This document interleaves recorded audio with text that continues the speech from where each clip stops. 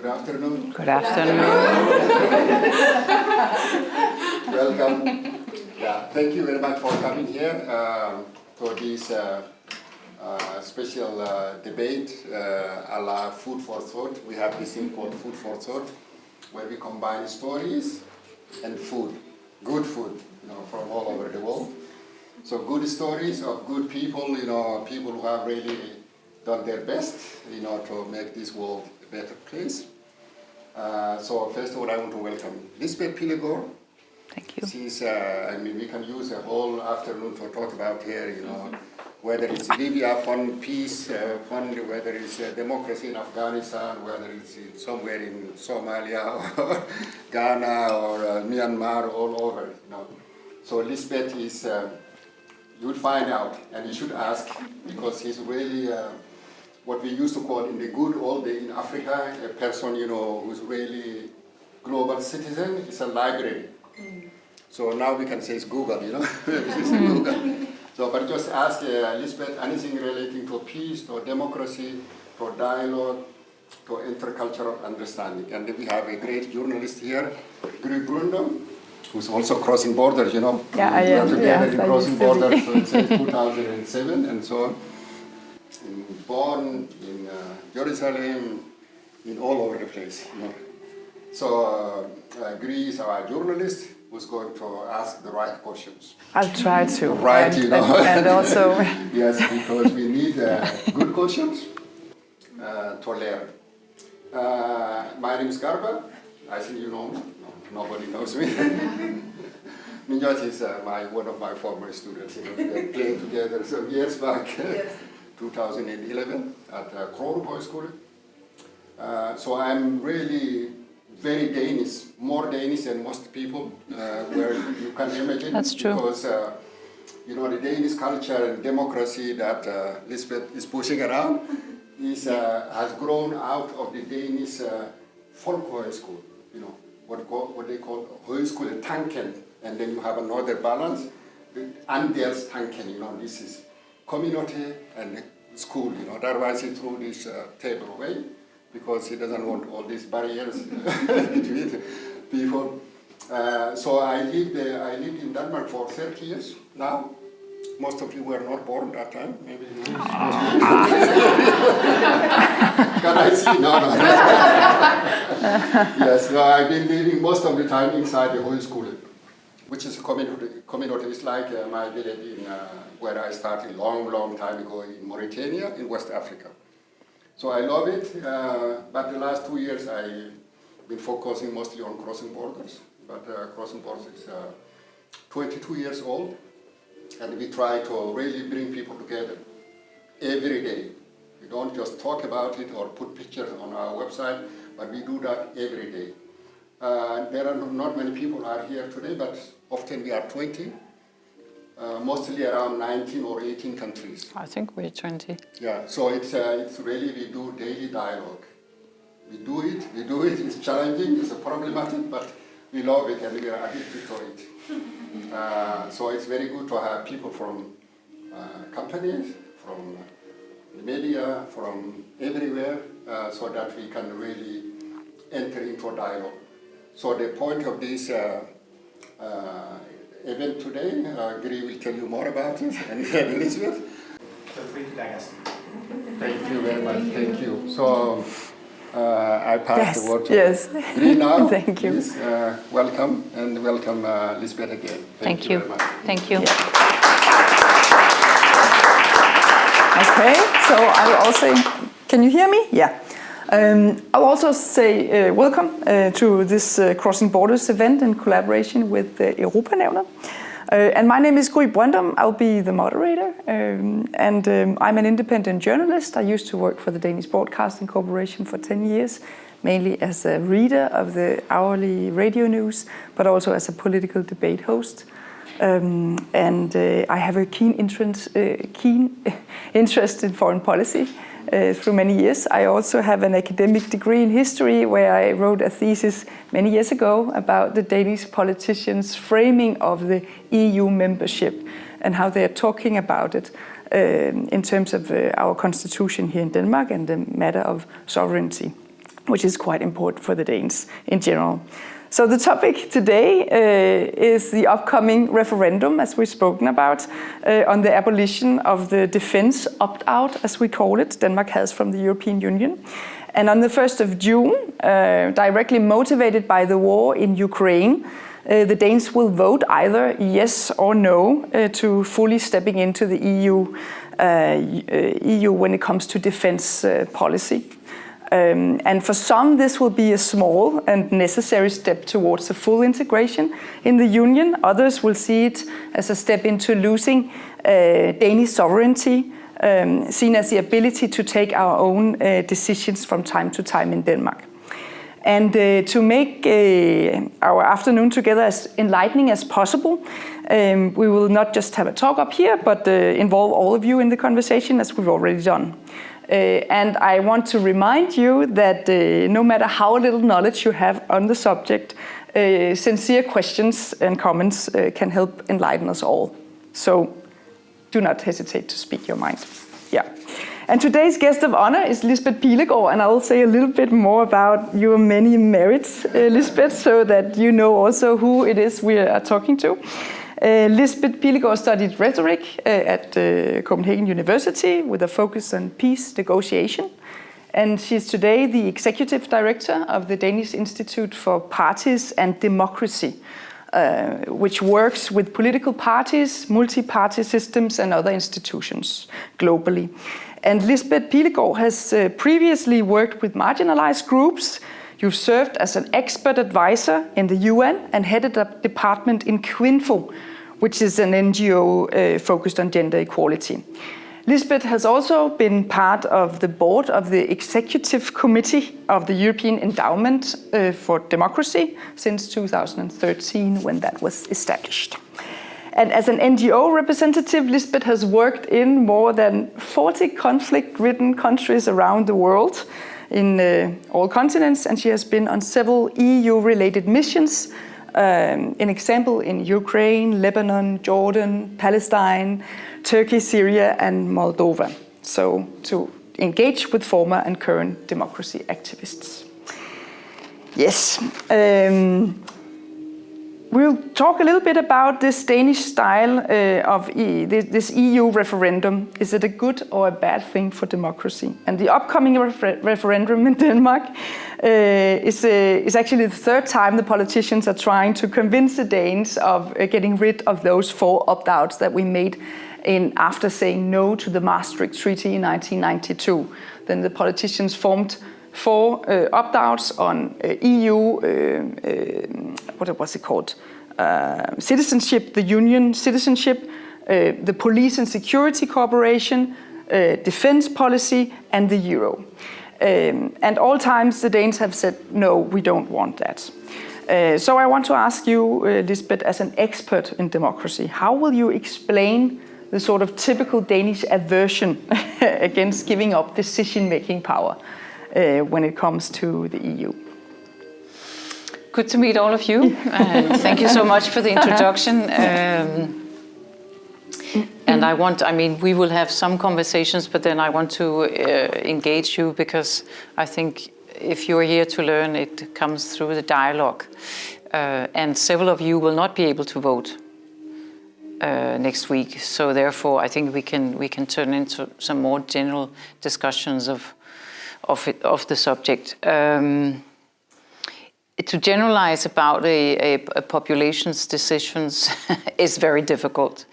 I think what have driven some of the campaigns that have been over the years is the lack of knowledge, one thing, and the diversion of the subject, but also having a very emotional aspects of such decisions that are made. And we've had an anti-EU movement for many years in the country, where that stems from, because you talked about our history of andelsbevægelsen, our community engagement, of spreading out education to all populations and thereby democratizing Denmark, which happened more than 200 years ago, where we actually opened up and understood that everyone needs to be included in a society for the society to thrive.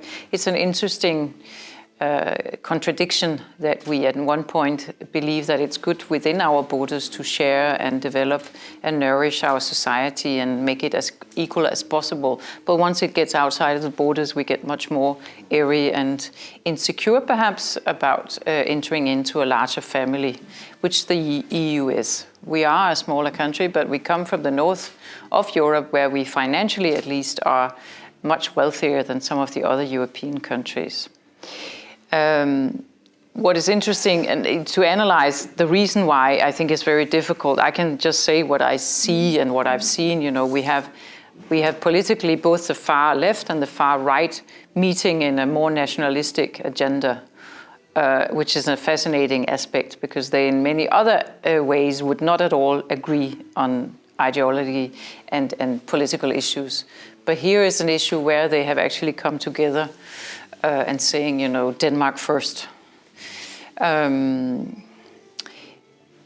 It's challenging for a person being as Garva, a globalist, and worked internationally and feel at home outside of the borders of Denmark more probably than inside of our little country. So for me, it's really a challenge that comes first in the minds of people. To understand that, I think, and you probably have had these discussions many times, and here is also our history of being a small, fairly close, homogeneous population. Although we have been traveling the seas and have lived well of exports around the world, we have been fairly isolated in this part of the world. And I think that does affect the thinking and the mindset of our society. When I look at reactions still happening within our country of xenophobia and the fear of foreigners and the fear of change, I think that stems back from that. I mean, it happens in many countries, but for us being at the level where we are with a lot of education, people well educated, able to travel and so on, it is a bit of a mystery, at least for me personally, why this happens in a country where we would have enough to share with others. So it's not answering your question specifically because I think it's complex. And I think, unfortunately, some of the political dialogue that has gone on has also been driven by emotions rather than facts. And you can say, well, politics is also about emotions. It's how we feel and what we, fight for and want to dream about and so on. But we also need it to be, I believe that it needs to be based on facts of our society in order to be sustainable and live and develop in our country. So it is a dilemma, but that's at least one aspect. Already now you are very welcome to have questions and ask, and I'll just try to notice if you. So do any of you have a question? Just so, yeah. But maybe I'll ask you questions then instead. But maybe I could just ask you one thing, because democratically speaking, when you say it's an emotional vote, perhaps that we have in Denmark, and it comes from nationalism. Many would say that, well, for us it's about the democracy, that we the people decide on what to do and which missions to take part in. And what if there will be built a big EU army and young Danish men are supposed to go there? I know these are like images that doesn't really have anything to do with reality, but still these are the images that some people hold when they vote no. They have the idea that let's have the democracy here in the north, in Denmark. We decide from time to time.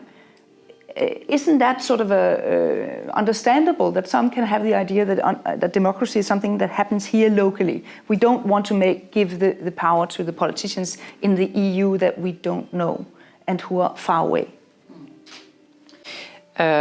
Yes, it's understandable, but also regrettable because it's based on lack of information. Yes. So what would you say to such a person believing in that deeply? Well, I think you need to dismantle the technicalities in what does it mean if you are to vote yes and if we are to re-enter and be part of the decision making. We can sit at the table and we can be part of making decisions in the EU, which we do in many other sectors.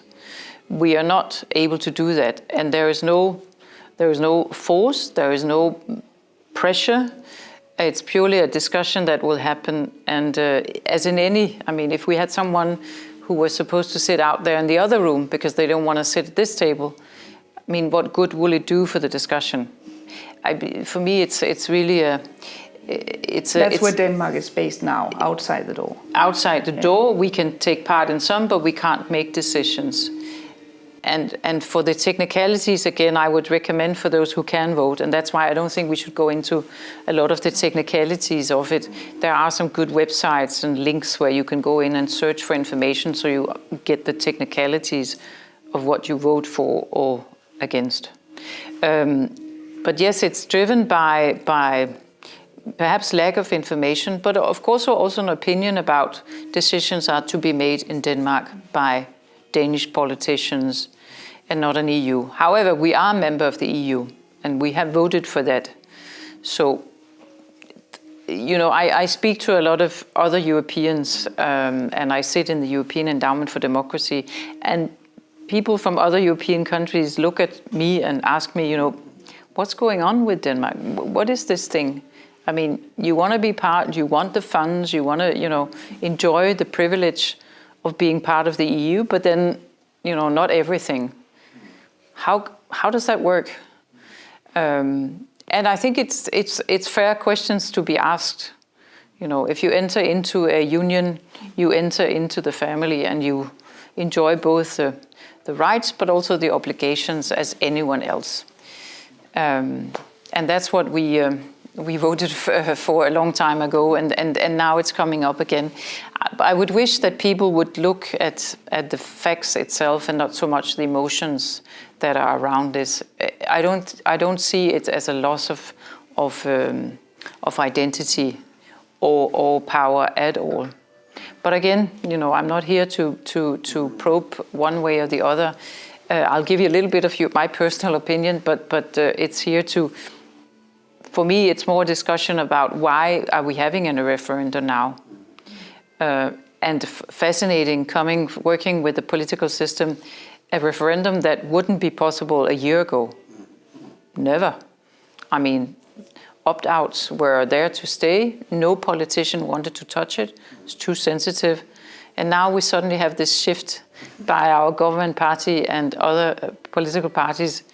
It's fascinating. And you can say it's on a very sad note because it's because of the invasion of Ukraine by Russia. This is, you know, an international event fairly close to Denmark has created this momentum now that we suddenly, are we waking up? Perhaps, maybe, yeah. We're at least getting an attention to the political situation, and it's something happening outside of Denmark. Yeah. It's actually an international event. So this thing of saying we're only dealing with little Denmark and what's inside Denmark, thank you very much, not outside, that's not really realistic. We live in a global world and we are affected. I mean, Denmark is affected by the invasion of Ukraine. The whole world is now being affected, and some much worse than our country because of this conflict. Well, one thing that is very worrying is that less and less people are engaging in politics and political parties. Less than 4% are a member of a political party in Denmark. Why? Well, I will say, but just, you know, you don't have to raise your hand, but how many is a member of a political party among you sitting in here? Don't have to, but if you find to indicate or have been, you are. So 1 out of, what are we, 25, you know. And the political parties are the basic of our representative democracy. So it's a very important part of how we govern our country. Why they're not a member? Well, I think that's been and it's a global development. It's not only in Denmark. I mean, and we said we had to exchange all the good news and the good things. I'm sorry to be talking about a lot of the things that are not working that well. It's happening many places that people are opting out from being members of political parties. Some of it is the discourse and the conflicts, the level of conflict there is in public discussions. It's simply a very tough job. And I speak to a lot of young politicians who are, deciding if they want to enter into politics.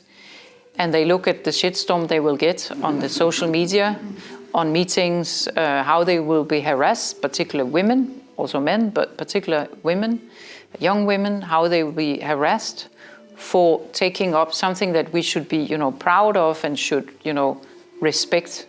So the respect for politicians is not there anymore. When you look at the ranking on we have this credibility ranking we do, they're at the lowest. They used to be a little bit above those selling used cars and the bankers. Now they're below. So, there's really a problem about credibility and trust in our politicians, which is really, I would say, one of the burning platforms. Beside, we have to fix the climate and make peace in the world. We need to re-engage in our democracies, and we need to build the trust by all of us that it's a good thing. Because what do we want? We want good politicians to enter into to the parliament and to the local parliaments and to the parties. We don't want those that are just there for power and fighting. So that's one of the reasons. But who and for these politicians? Who? Sorry, we all do, yeah. Another is that we, in this part of the world, had taken democracy for granted. It's just something that works. Do I have to go and vote? Yeah, maybe. In other countries, people will fight to go and vote, to get that possibility. And in other places, you will be criminalized if you don't go and vote. In Denmark, it's free. And people are, more or less engaged, depending on the subject of it. But it doesn't feel as a personal responsibility. Buses go, the trains are leaving, my education is going on, I'm getting support, we have a lovely welfare system. But just to say, that doesn't work out of its own. That needs, democracy needs, it's like a muscle. You need to train it every day. You need to use it. And that's what you do with your dialogues in here, Gabe, is have that dialogue. We've taken it for granted and we perhaps fallen asleep. And look to you and your country and the dreams and hopes you had for Syria and for a peaceful Syria and for discussions. And there was a lot of political activity in Syria before. And now it's everywhere around the world, displaced. The dream and wish to engage in society is there, but somehow we've lost it and we've been more occupied with engaging in other aspects. There are more people who are part of a volleyball club or a football club than a political party.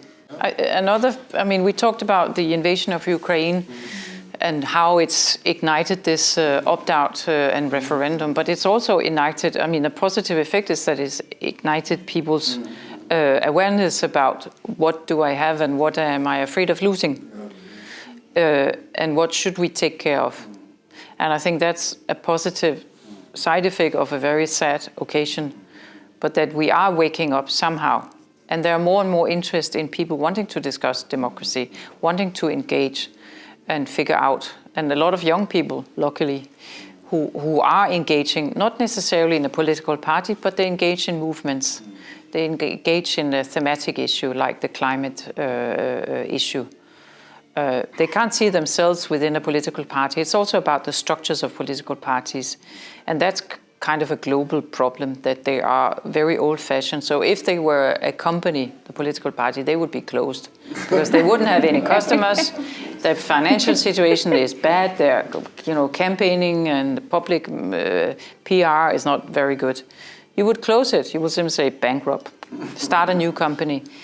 That's not how it works. But they need to revive themselves, I would say. They need to find a new way of engaging and wanting young people to, and not that you have to come every Tuesday evening somewhere in a small little boring room and you have to go through an agenda that is, uninteresting for most of us and particularly for young people. So they need to find a new way of how to engage. And I think that's going to be the challenge for the future of our political parties. But when you listen, when listening to you, it sounds as if it's actually positive in a way that we have this upcoming referendum. That the Danes have been waken up by this war in Ukraine, and now we are using it to. Well, let's hope. I mean, I think we have to cherish any chance to express your right to vote. And I think we have to think about those. I've met people who have died in Syria just because they tried actually to fight for a peaceful Syria and in many other countries. And they've looked at me and they said, we look to Europe, we look to you and, how you manage your life and your societies. So I think we have a huge obligation to engage and go down and vote when there's a referendum like this or a regular elections. So I think elections are very important, and I, personally always feel a little bit humility on those days of elections, that I can actually go and I can vote, and someone, registers me, and it's easy. Nobody's hitting at me, throwing stones or shouting at me. There's no violence. I can do it peacefully, and there are so many countries where that's not an option, and where people just dream about it. So I think it's one aspect of our democracies is that we can go and vote. Other countries have much more referendums than we have. I think we have you from Ireland. I mean, you have developed yourself in terms of having a lot of call it referendums, but at least you have these deliberative engagement where you engage your citizens in making decisions on how society should run. Now then the conflict in the invasion happened in Ukraine, and you can say that now reality is pushing politicians to make those hard decisions of changing our budgets.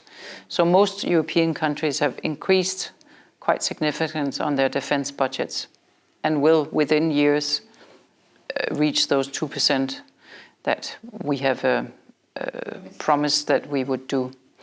Why did Trump threaten Europe? Well, he's not the only one who's done that. I mean, most other American presidents have come to Europe and said, you got to pay your bill, you got to pay your bill, you got to pay your bill. They've also said it now because America globally cannot, be present in all parts of the world, and there is quite a move for the U.S. to focus its forces in Asia and other parts close to China, and they've said it very clearly. Europe, you got to fix it yourself. I mean, we can't keep on being Europe policemen and bodyguards. You got to step up yourself. So that's just some of the reasoning about why these developments have been. What I'm fascinated about, it's more another aspect of this whole of engaging in defense and believing it's a solution. 2%, why not 5% then, or 10% if you really think that having a strong defense makes you safe? I mean, let's just pretend or play that game, because it is a little bit of a, what does 2% prevent someone from invading us? I'm not sure. I mean, if they really wanted to invade us, they would probably do it with or without. So it's fascinating, this whole thing of that we create armies and that we believe that will pretend and have some kind of security. But if you ask colleagues in Eastern Europe, for example, they have a very strong engagement in NATO, and they have a very strong feeling that it protects from what they've seen and experienced historically with Russia or the Soviet Union at that time. So yeah, there are different emotions related to this. And right now it seems like politically we believe that defense is the solution for our political problems. And I think we need to help our politicians to see that there are other aspects of this, because I don't think we can defend ourselves out of the political context we are living in. I think that's interesting, because when you when you want to prepare us for the future, so to speak, and you have such a vast knowledge about conflicts and also how sort of the international conflict scenario is today, I'd like to ask you what we sort of need to prepare for if we should have look into a more peaceful future. Yeah, well, you can say, I think we need to be at the table, we need to engage, and we need to engage at the UN, at the EU level, and we are also part of NATO. So we need to be at the international, multinational aspects where we can be. But will it be military missions as EU have done so far in Somalia, and so on? Or? Coming with my background and looked around, I mean, intervening militarily in another country is very seldom a good solution. I'm sorry to say, and I know that you from Syria will probably say, well, we would have liked to see more engagement in our country. But we've tried it other places, and it hasn't worked particularly well. You are engaged now in Ukraine. Yeah, well, not directly, but indirectly. Not directly, but you are engaged. Oh, yeah. There are many engagements, both politically and private. You know, many are engaging. But we didn't see any indirect engagement in Syria while Russia bombed Syria. No, you are perfectly correct. But to talk about interventions, if they're EU or other interventions, it is problematic because they are seldom a good solution. They can go in at some points and prevent, escalation of a conflict and try and stabilize somehow. But you need a political solution to a conflict. I mean, you work with Yemen and it's been going on for a long, long time. Now there is a peace process that everyone is hoping that will work. But it's also a forgotten conflict totally that nobody really cares about. And that's one thing that I would like, and that, I mean, you are all internationally engaged, is that when there now is a momentum that we understand that war is bad, invading other countries is bad, it creates refugees and damage and pain and loss, and it costs a lot of money, and it affects all of us. If that can be applied to all the other conflicts around the world, so that we kind of understand that, yes, the conflict in Yemen has cost many lives, has displaced immensely, both inside and outside the country, made it even poorer than very poor even before, and is destabilizing the region. Afghanistan, Syria, I mean, Congo, many places. These conflicts, we need to find a good solution for them. And because we now have a conflict very close to us, it's opened hopefully the understanding that this is something we need to deal with more globally and politically. Politically, yeah, another track than the military So putting one. more military is not necessarily the solution. And I'm not sitting here to say that if you want to vote and you want to vote yes, it's about increasing our military muscles. I'm not saying that. I'm just saying I think it would be sensible to be at the table, but that's another issue. But to find military means to conflicts around the world, we haven't done very well as humans in that aspect. So we need to be smarter and find another way of doing this. I've been teaching at a NATO, an international school of NATO in Germany for quite many years, and that was all the NATO officers, senior level generals and colonels and whatnot. And I would speak on civilian military engagement or the lack of it and why, and different roles in conflict situations. And in the end, when I was speaking with these, one general got so so frustrated with me going on about, you're great at being a soldier, but soldier is not necessarily what we need in a conflict situation. We need something else. And then he stood up in the end and then he shouted, "Why don't you give war a chance?" Very interesting, huh? Why don't you give war a chance? I mean, this is what he's been trained to do. I'm a soldier, I've been trained to go to war, and he's very good at it. So let me go and fight a war and fix things. And my point is just that you seldom fix things by going to war. And hopefully one day the war has had many chances, you'd say. You would say it has, but of course it's a fascinating statement. But in the end, we then agree to that it's not the soldiers, not the humanitarians or civilians, it's the politicians that we need to probe when they make decisions about sending out troops to different countries. We have many questions coming up. Yeah. I was just thinking about this deterrence and the global system that we have today. Do you think it would look different if it was governed by females? It's a good question. Short answer, yes. I think it would. Not to say that women are necessarily more peaceful than men. But they are smart. Huh? Sorry? Speak up. Yeah, I didn't hear what you said. They're smarter. Smarter. Yeah.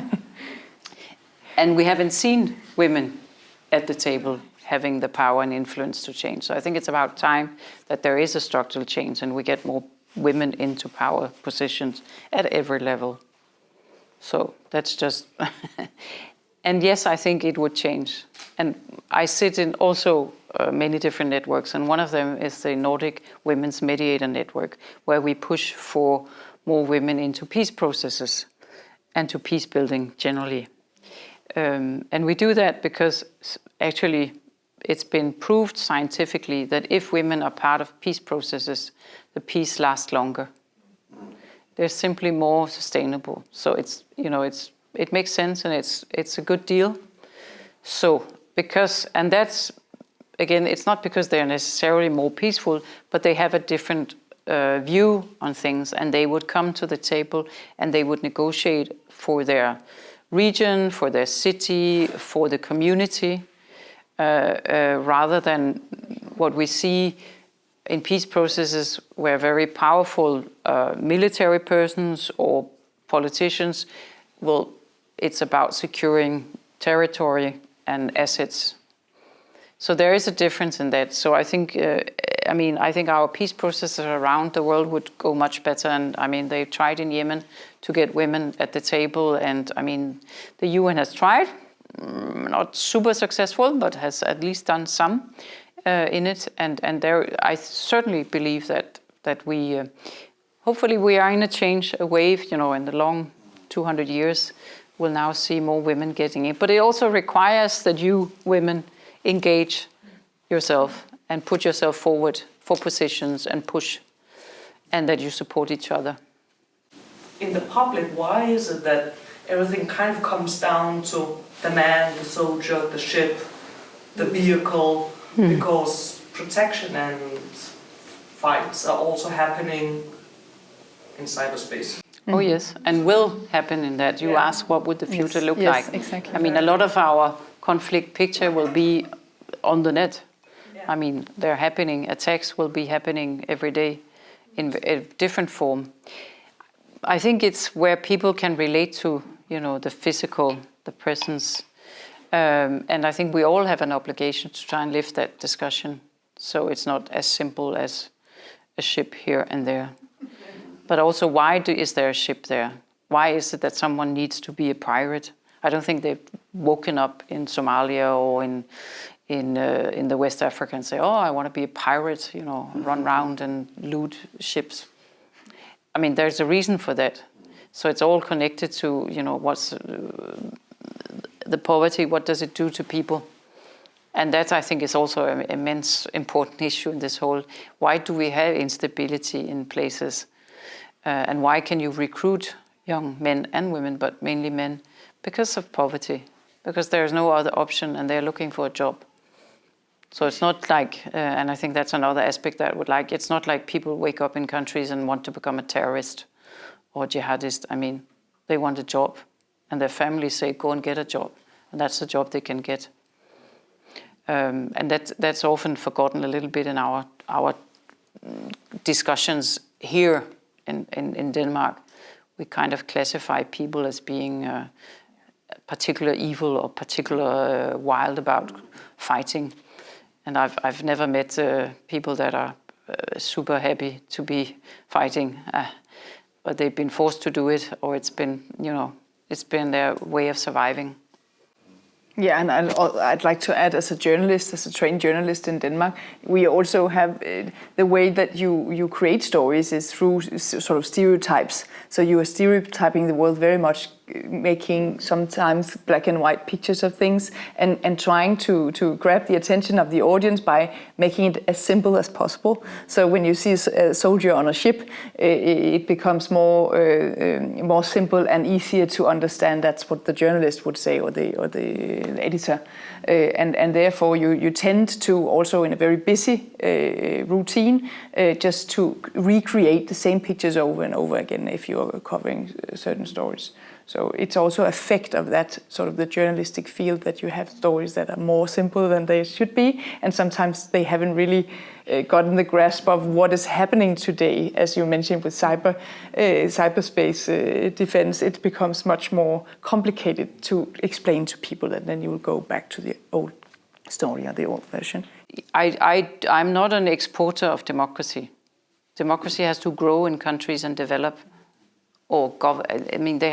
Countries have to find their own system how to govern.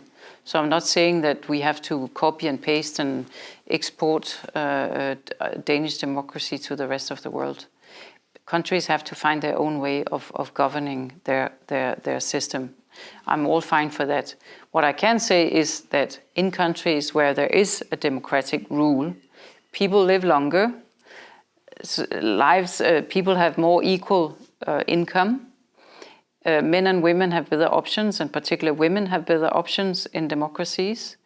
Education level is higher, and there is much more stability. And I think those indicators, for most of us, wherever you live, although you say we're different, I haven't met anyone who didn't want a better life for their children, who didn't want an education for their children if they couldn't get it themselves, who wanted better conditions and who wanted to live in peace. So I don't think we're that different wherever we live in the world. I haven't come across it, and I've lived and traveled many, many places. I think there are some basic things that people want for their families. How the systems in the countries need to be developed can be different, certainly. My question is, why are the politicians losing their credibility? Yeah, and you asked it before, and I was trying, maybe it was before you came to respond to this. I think there are many aspects of why this has happened. But we feel disconnected from the decisions that are being made. We feel that what's happening in our parliament, people feel that it's far away from their daily lives. So they've been disconnected with populations. Some will say they're isolated, that they make decisions that are not based on conversations with people. And one part is then the lack that there are no people in the party, so who's going to influence them and decide on them?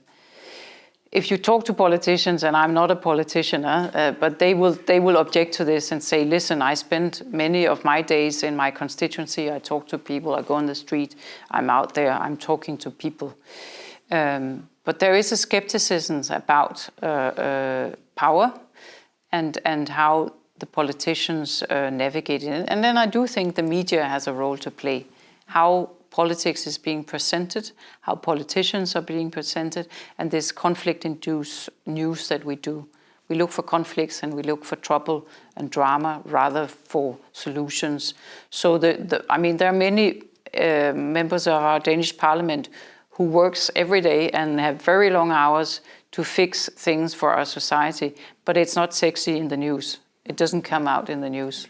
I mean, they sit in committee meetings, they read papers, they come in, they go to meetings, the ministry, up and down, to make good legislation for the rest of us so we can enjoy our healthcare, and so on. But it's not a good story in the classical conflict media terms. So that's something we need to change, is that we collectively talk about solutions and that we're interested in finding solutions. And I think we need to rebuild that trust.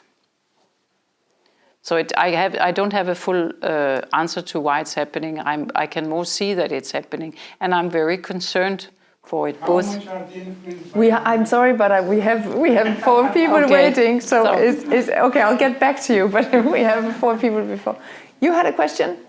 Okay, just to clarify, I'm a Norwegian citizen, so I can't vote. But if Denmark opts in on this coming referendum, do you think that the chances of having scandals like Espen Snaha in the Guinea or Guinea Bay, or having Danish troops on Malian soil would be reduced? And the other thing is, I hear that the politicians argue for voting yes because that can, strengthen the Frontex and the policies against migration. And I'm wondering what is your take on that aspect? And that are using the Ukraine as a pretext to generate some other, agendas. Well, Ukraine has ignited this whole referendum and the change in the political spectrum on supporting that. What would be the consequences of it, I think, is to be seen. For me, it's more, as I said, it's being at the table. The decisions, I'm not sure that it will, I don't think it will increase more bad solutions or it will decrease bad solutions. It's a question of being there to discuss potential future missions and how they shall happen.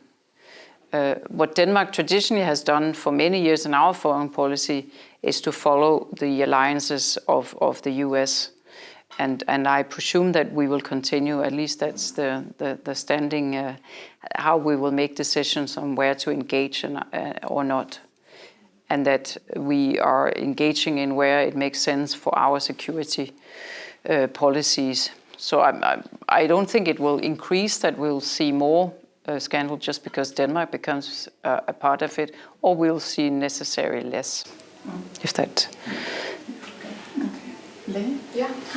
I was just wondering, based on your experience, what would you say had to impact as a citizens? How can you be both politically impactful but also on a globally level?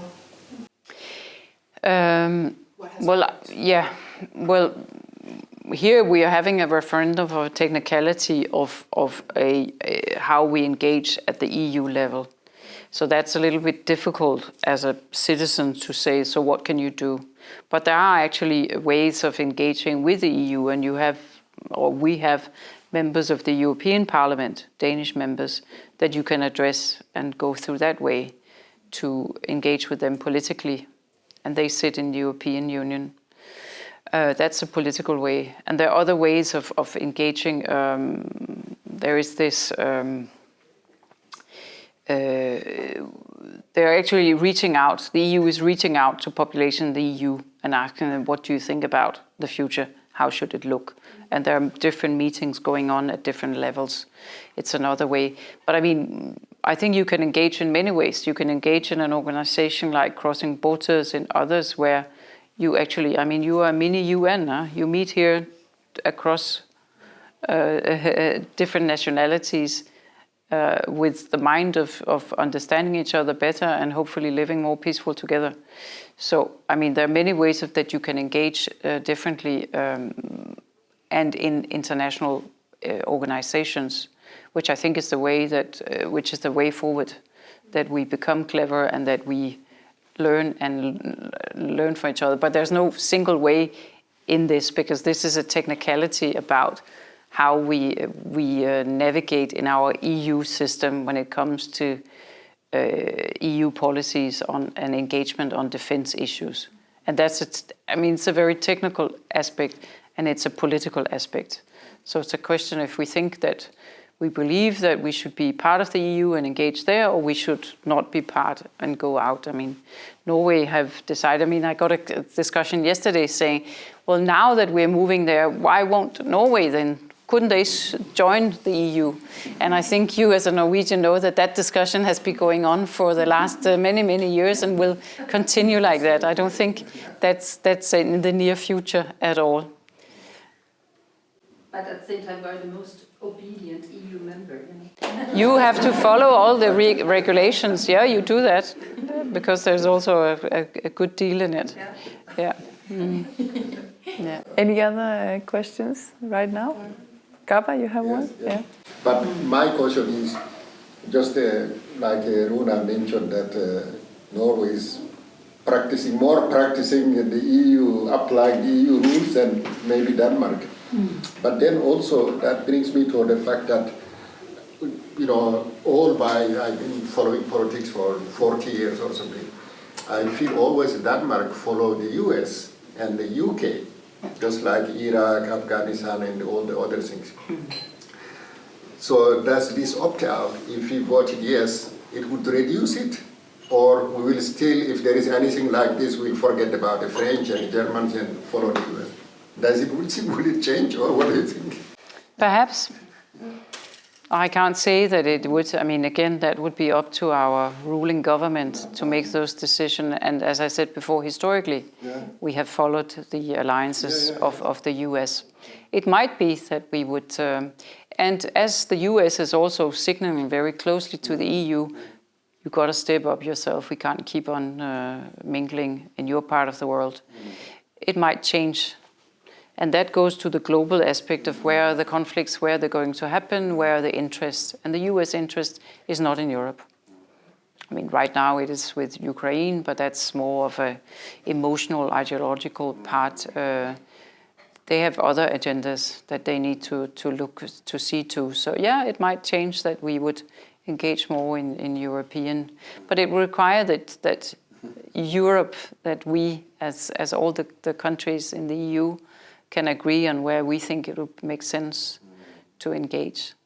And I would hope that we would not focus so much on defense, but we'd have to look then at trade. We would have to look at other ways of finding a way of navigating with the rest of the world and spreading our wealth out so that people feel they live in a fairly okay life and that they're not forced to flee, because that's often not a good solution. It can be a necessary solution, but that they can actually live where they were born, because most people want to do that and stay where they come from. And if they choose to migrate, they do it because of interest and not because they are forced to do that. But if you say that it would be thinking of our long-term security would be a question of focusing on trade and preventing conflicts from arising, what can we then do with a situation like the one in Ukraine now, where you have an invasion happening in Europe, so close to us? What can we do? Well, there are forces trying to underline the importance of doing peace negotiations and finding a agreed solution to the situation. I mean, and they're speaking with both parties, I presume. Yeah, they're trying to get both parties at the table, but in order to find a peace solution, both parties need to agree and see that that's a good option. And right now, that's not really the case. Russia has a reason for continuing the war, and so does Ukraine. So it's a difficult situation at the moment, and it will take time. But I think we need to emphasize that invading another country is not a peaceful engagement, and shouldn't be done. So it's back to the classical that we need to speak to each other, and the UN needs to be strengthened. I mean, that's another mechanism that has difficult conditions, but is very important for our global stability. Is that an agenda that Denmark could easily set if we, would say yes to abolishing the opt-out and be part of the negotiations on defense in Europe? Well, we would be able to have our voice heard by it, but I'm also referring to that Denmark is putting its candidacy forward for the Security Council at the UN. And I presume we're doing that because we have something we want to say and trying to influence there. And that could be a venue of where we could push the agenda for more dialogue. I'd like to ask you a little bit more about how you see or view the development in international conflicts today. But before that, I'd like to ask if you have any questions at the moment. Comments? More comments? One. Gaba has one. You have one. We haven't heard from you. And it might be a reflection more than a question, but I'll just try to phrase it quickly. So I've been thinking a lot about information and misinformation today. With Ukraine, we've seen a lot of misinformation, both parties trying to turn the other party against each other. And looking at the referendum, I don't see misinformation, but maybe more a lack of information. Why do we need to vote? I've met a lot of young people recently saying they weren't really aware that there was voting taking place and why do we need to go and vote. And I was just wondering if you have any reflections on what we can do to spread, politics more out there. Do we all need to dance on TikTok, or is it something entirely new? Yeah. Oh, I'm not sure that would be a good idea, but it's fascinating because there are so many events like this one going on. Every day you can go to an event about this defense opt-out. So I'm thinking, it's amazing. Quite a lot of campaigning is going on from both sides. It's out there.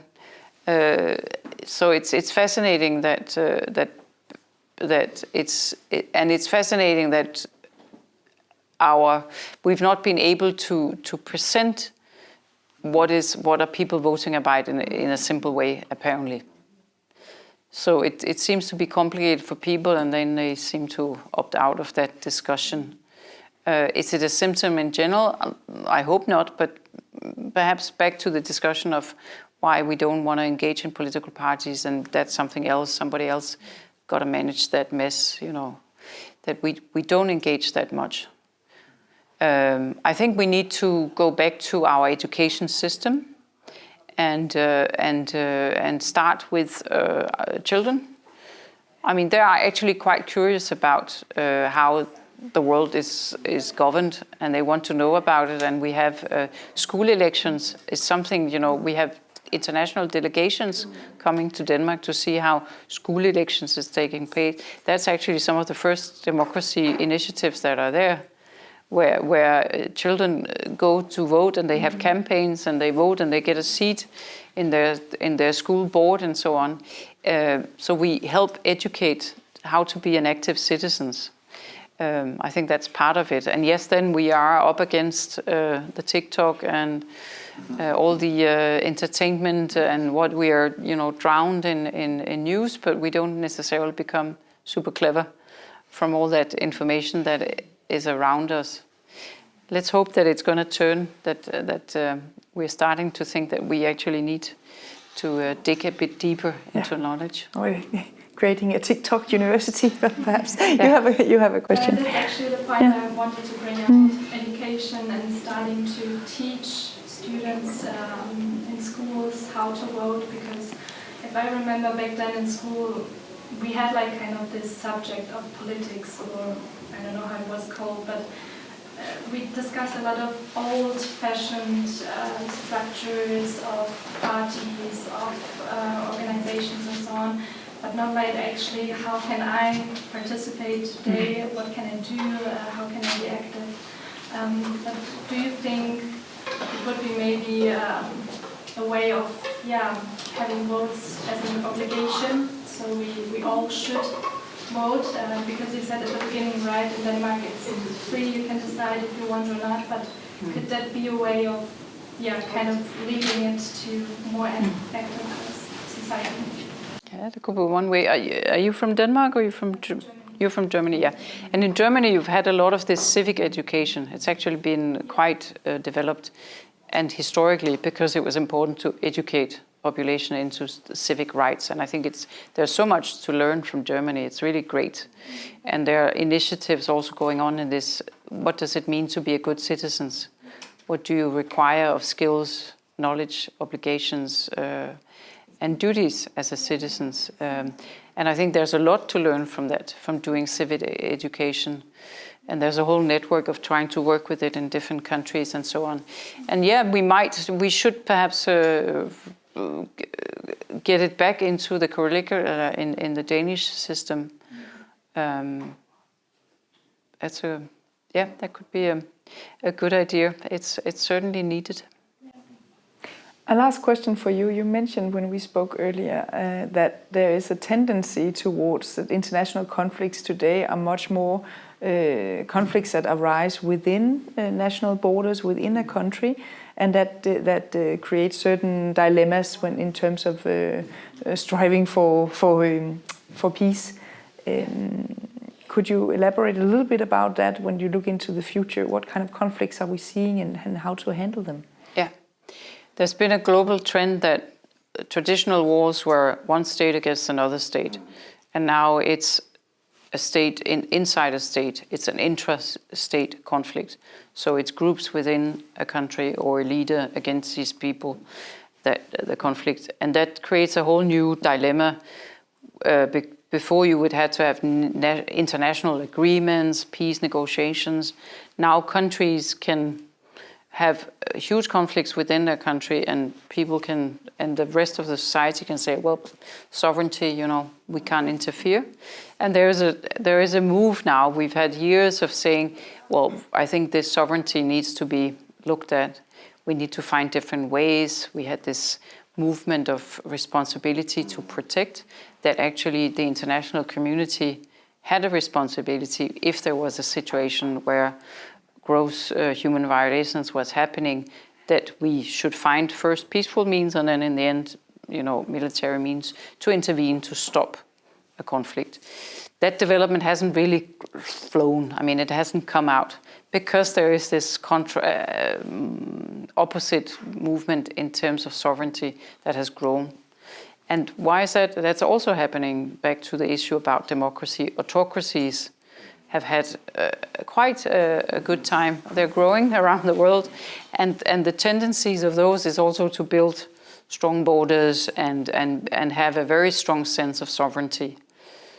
You don't intervene and you don't mess with countries, and that's happening unfortunately. So that's one of the aspects of the dilemmas. Whereas what I am advocating for is actually more dialogue and less borders and more openness and so on. We are in this mix of where sovereignty has suddenly, or again, become very popular again. So we have conflicts where we say, well, that's an internal issue in Syria, we won't intervene, or it's an internal issue in another country, we won't intervene.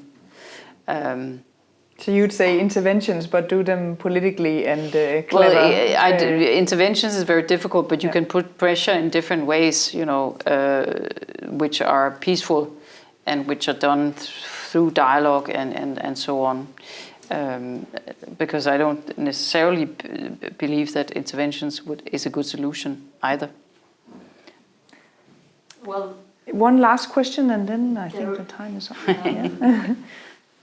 Connecting to your statement about responsibility to protect, well, there is nations like China and Russia at the UN stating that actually responsibility to protect is pretty much window dressing, because that's how basic. But obviously they have to be also very defensive in terms of their internal policy. So they obviously don't have an interest to have anybody coming to their houses and that defend democracy with a flag of democratic flag, but actually intervening for something else.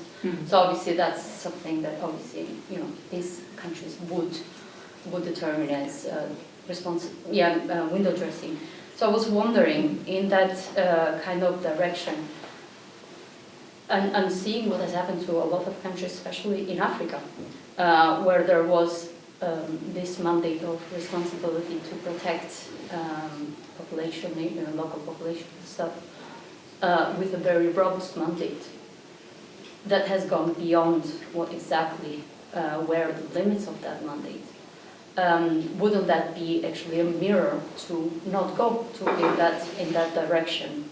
Of course, I'm very much for the dialogue, but responsibility to protect wouldn't actually be something very hard to maybe try and to avoid, because then what you do to others might be coming back to you at a certain point. If you actually Well, that's why it's not really flown, and the whole aspect. I mean, it's been a movement, an initiative, and there were many who engaged in it 10, 15 years ago, but it hasn't really flown. I mean, the idea. I think the exercise of discussing of what constitutes, a problem, not only inside a country, but for the rest of us, and morally, can we sit and watch people die in a country without doing something, is a very important discussion to have.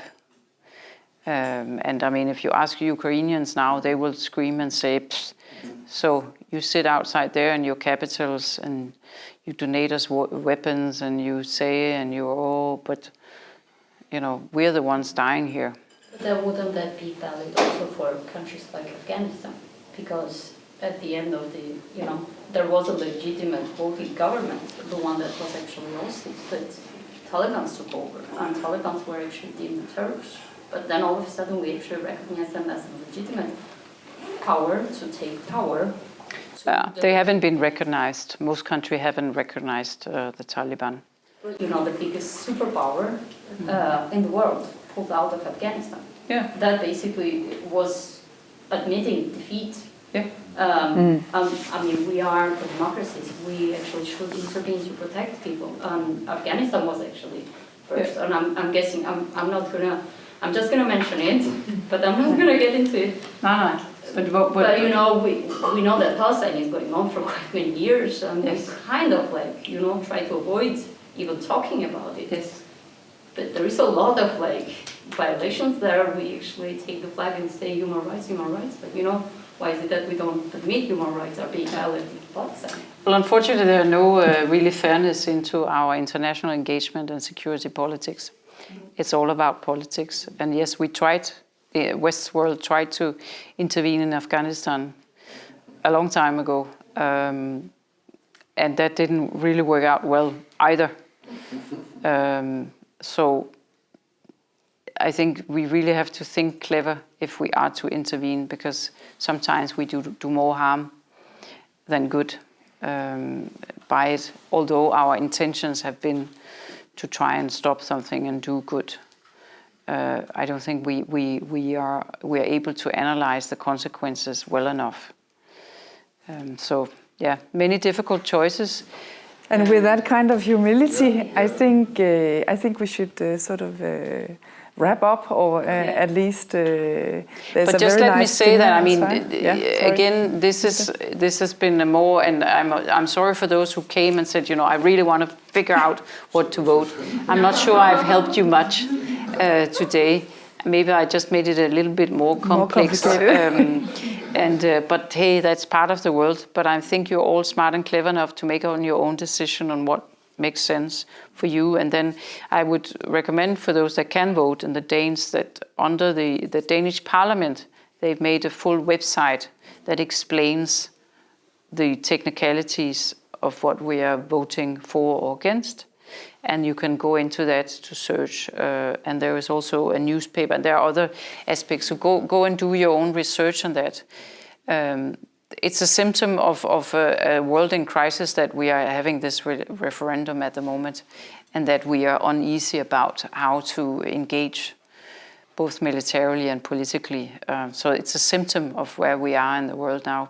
Let's hope that we'll have a negotiated peace in Ukraine, and a peace in Syria and all the other countries, and a new political system in Pakistan with your recent change there.